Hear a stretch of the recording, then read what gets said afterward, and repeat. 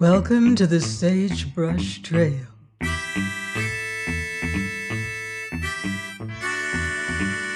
Stories of the West, from the frontier to the Yukon. I'm Mardell, reading Delilah of the Snows by Harold Binlaw.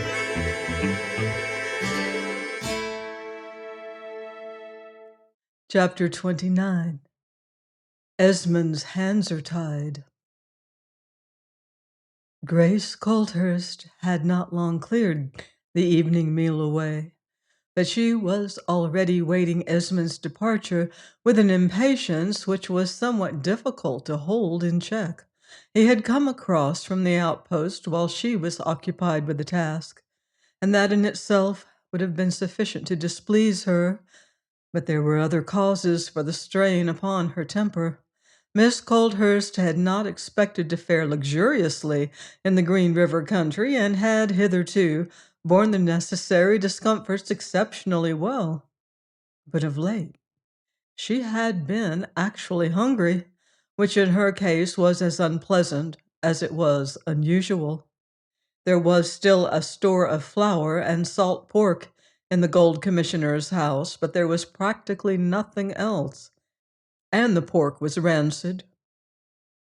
While Grace had a very rudimentary acquaintance with the art of cookery. As one result of this, she had risen unsatisfied from each untempting meal, and brought up as she had been, the deprivation had its effect on her physical nature, though she felt the isolation which had succeeded the blockade even more. Of late the company of Ingleby or Sewell had become almost a necessity, while she had naturally not seen either of them since the miners made their protest. Colthurst had also been a trifle difficult to get on with. He was not addicted to indulgence, but neither was he particularly abstemious, and tea brewed from leaves which had been infused once or twice already was not a beverage he appreciated, or one that tended to make him more companionable. He lay somewhat wearily in a big deck chair beside the stove, with an unlighted cigar in his hand, while Esmond sat opposite him with an unpleasant look in his face. "There is nothing to be gained by hiding the fact that I am a little anxious about the state of affairs, sir," he said. "The scoundrelly miners are still apparently as far from giving in as ever, and unpleasant as it is to admit, they have the upper hand." "It looks like it," said the Major dryly. "I suppose you haven't thought of making a compromise. Nobody's hurt as yet, and I fancy they would be satisfied if you met them with regard to Tomlinson.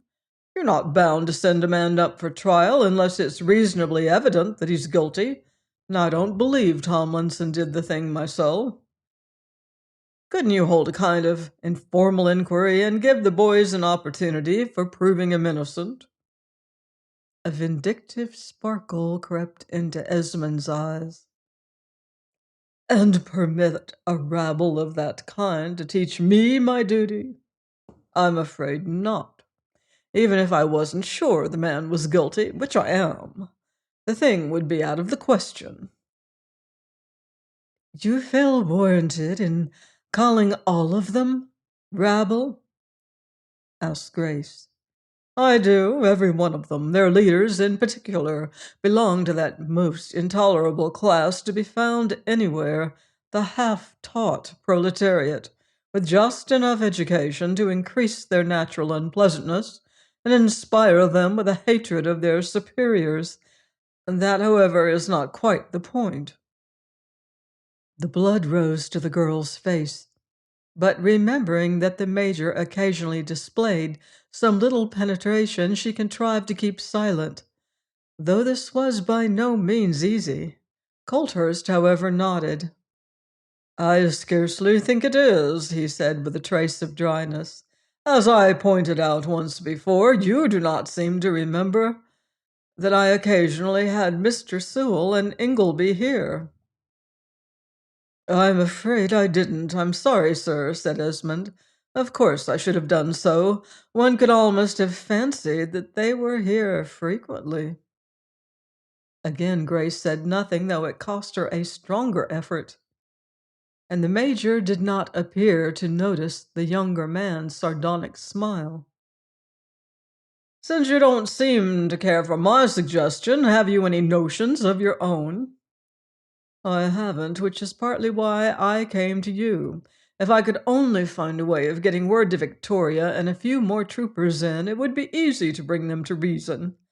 As it is, I have sense enough to realize that nobody would thank me for forcing a contest that could only end in disaster and the subsequent sending up of a battalion of Canadian militia. The miners are 20 to 1, you see. Again Colthurst nodded. You are right in one respect, he said. Personally, I shouldn't care to undertake the thing with less than 3 or 4 strong companies, and I'm not sure I could get in then. Well, since a compromise appears out of the question, you can only wait events. That is the difficulty. I can't wait too long. We're on full ration still, but stores are getting low and certainly won't last until the thaw sets in. Of course, if affairs had been different, I could have hired enough of the fellows to break out a trail. Perhaps the Major did not intend it, but he looked at Grace and saw comprehension of his thoughts in her eyes. They were not on full rations or anything approaching it. At the Gold Commissioner's house, and a few of the comforts Esmond could have spared would have been worth a good deal to them. He was, in some respects, not an ungenerous man, but though he must, Grace fancied, have seen how meagerly they fared, such a course had evidently never suggested itself to him. And in that fact lay the sting. He rose to go in another minute or two, but just then there was a knocking at the door, which swung open a moment later, and Grace gasped as she saw Ingleby standing on the threshold with a heavy case in his hands. His garments were ragged, and his gauntness showed through them. His face was worn and darkened by exposure to the frost, but his eyes were steady, and he glanced at the girl with a smile. There was a curious silence for a moment or two until he turned to the Major. "May I come in, sir?" he asked. Colthurst regarded him sternly. "You could scarcely expect me to welcome a man in arms against his country." "No," said Ingleby, "not as a friend. That would be unreasonable. Still, I have a little explanation to make, and it is a better night to keep the door open. With your permission?" He swung round and closed it, after which he laid down the case, and Grace felt a thrill of appreciation as she watched him. His self-possession appealed to her. "You have come alone?" asked the Major. "Of course," said Ingleby. Esmond smiled, though there was no good humor in his eyes, and, as if inadvertently, dropped his hand on his hip. His uniform was raised a trifle there in a fashion which suggested that a pistol lay beneath it. "Wasn't that a little rash?" he asked. "Can you point out any reason why I shouldn't arrest you?" "I fancy I can." And Ingleby made a gesture of impatience. "For one thing, if you attempted to lay hands on me or reached for your pistol, I should fling you out into the snow. That, of course, isn't in good taste to say in another man's house, but it may save everybody unpleasantness, and in any case, I'm one of the proletariat from whom too much is not expected." There was a harshness in his voice and a glow in his eyes which seemed to indicate that he was perfectly willing to make his promise good, while though his attitude was certainly not all that conventionality demanded, it was at least natural in the circumstances, and Grace was not displeased by it. Esmond, perhaps because he recognized the necessity for displaying his superior training, kept his temper, and Colthurst watched them both with a little grim smile.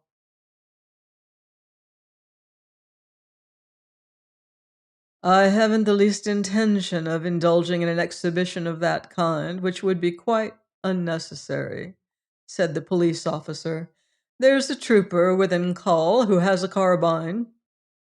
I saw him, though being a policeman on duty, he naturally did not see me. What would you gain by calling him? I think he and I between us could take you to the outpost. You might. I haven't a weapon of any kind with me, but what then? Two of my comrades know where I am, and you would have 30 or 40 armed miners inquiring for me before morning. It is, of course, quite plain that you can't afford to force an outbreak of that kind. Esmond realized that this was true. Ingleby, it was evident, held the cards and was quite aware of it. He wisely said nothing, though his face grew hot, and there was a wicked look in his eyes. Then Ingleby turned to the Major again. What I have to say is not in the least important, and will not keep you a minute, sir, he said. Still, there are reasons why I would sooner Captain Esmond didn't hear it. I believe he was going when you came in, said Colthurst reflectively. The hint was plain enough, and Esmond moved towards the door, while Ingleby, who stood between him and his fur coat, handed the coat to him. Then, as the officer went out, he lifted a partly filled flour bag in from the veranda, and when he had closed the door, laid it with the case on the table. Won't you sit down? Grace said quietly. Ingleby looked at Colthurst. I scarcely think Major Colthurst would object to anything you suggest, but I am in his hands. Sit down and be hanged to you, said the Major, whose face grew suddenly red. Do you suppose I enjoy the position you forced me into? Ingleby did as he was bidden. I came across this case at the settlement, sir, and was told it was for you. From what the storekeeper said, I fancied Miss Colthurst would be pleased to have it, and that you wouldn't mind my bringing it up with me. You were at the settlement? And Colthurst glanced at him almost incredibly. Perhaps you know Esmond sent down 2 or 3 troopers, and they couldn't face the snow. Yes, sir, you will probably understand why I preferred not to mention it in Captain Esmond's presence. The box is proof that you were there, but how the devil you managed it is more than I know. The troopers certainly couldn't. They didn't go the right way, said Ingleby dryly. Then there's another one, and Colthurst flashed a sharp glance at him. As a very little reflection would show you that there is no use in running away from the question. Besides, I feel I'm safe in your hands, and while circumstances continue as they are, Captain Esmond couldn't profit by any conclusions you might come to. Shall I open the case for you, sir? The Major made a little sign, and Ingleby, crossing to the hearth, picked up the rock drill which served as poker, and contrived to prise up the lid with it. It was a trifling action, but it was characteristic, and Grace noticed that he made use of the thing that was nearest, without troubling anybody to find him a more suitable implement. Then he laid out the contents of the box upon the table, and the girl's face softened as she watched him. The little comforts in themselves were worth a good deal to her just then, but the fact that he had thought of her was worth far more. The Major, however, appeared a trifle disappointed, and she fancied she knew what he was looking for. Ingleby seemed to know it too, for there was a suggestion of a smile in his eyes. Leaning on one elbow on the table, she looked at him with her rounded chin and the palm of one hand. Whichever way you went, you must have crossed the range, she said. That box was heavy. How did you carry it? On my back, said Ingleby. That is the usual way. We had sold all the horses off to the freighter for a few dollars quite a while ago. Of course, as I hadn't asked your permission, it was a liberty. Grace made a little gesture. What did you go down to the settlement for? Provisions. But nobody could carry many of them over the mountains. I think I managed 40 pounds, said Ingleby incautiously. Most of the boys had considerably more. The clear color crept into Grace's cheeks, and she did not trouble to prevent his seeing it. She knew what the simple admission meant, and that it must have cost him toil incredible to make that journey with a double burden. It was for her he had borne it. And the box? She asked. Ingleby's embarrassment was evident, and she turned to the Major with a curious little laugh and a faint ring in her voice. Do you understand what Mr. Ingleby has done? She said. He has carried that box, besides his own load, up from the settlement, over the mountains, so that we should not suffer for anything. Colthurst also appeared embarrassed. In fact, his face was distinctly red. I'm very much obliged to him, he said. It's devilish unfortunate you got drawn into that outpost business, Ingleby. Excuse me, Grace, it is unfortunate. Can't you see how you have placed me? As a man who has served his nation, even though he has been kicked for it, I can't very well. He stopped for a moment, still a trifle flushed, and then broke into a little laugh. Well, he said, you're too strong for me. I'll capitulate. You know the ground I ought to take as well as I do, but it's more than could reasonably be expected of any man under the circumstances.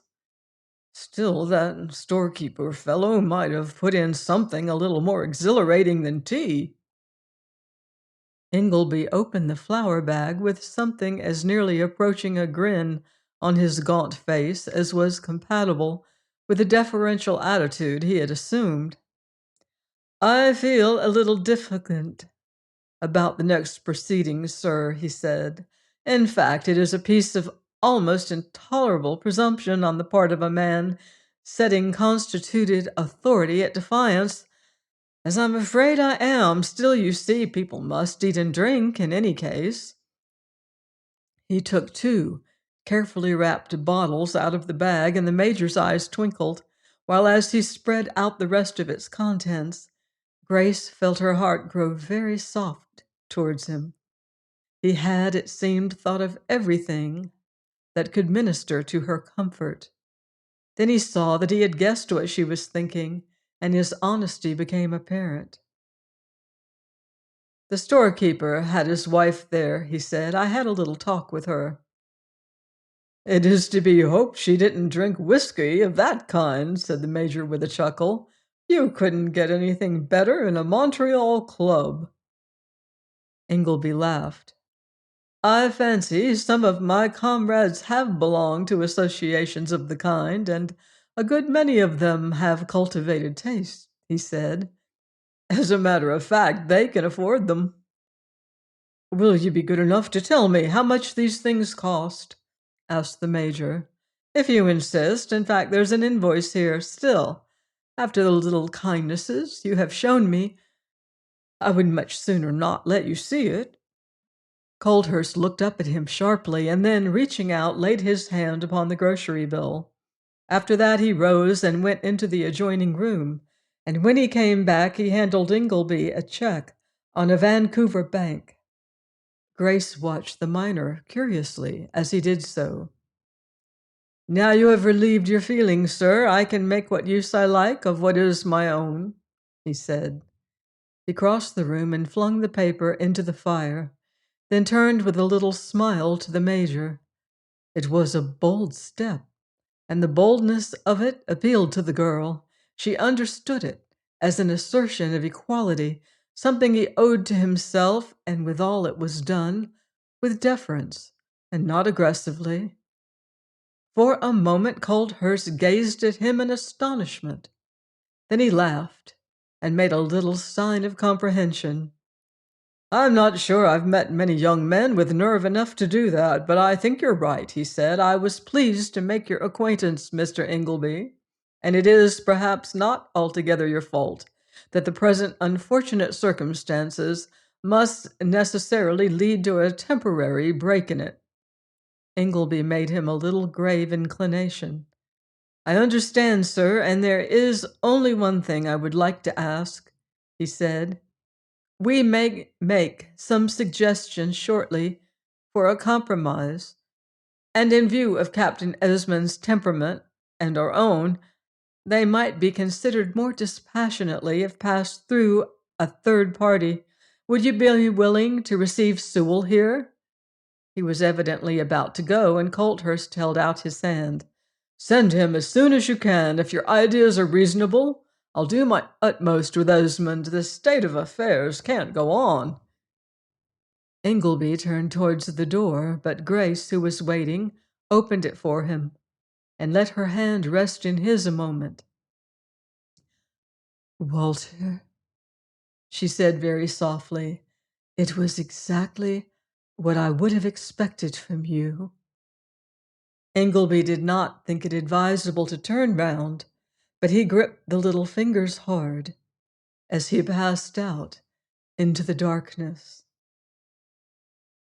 Join me next time on the Sagebrush Trail for more exciting Western adventure in Delilah of the Snows by Harold Benloss.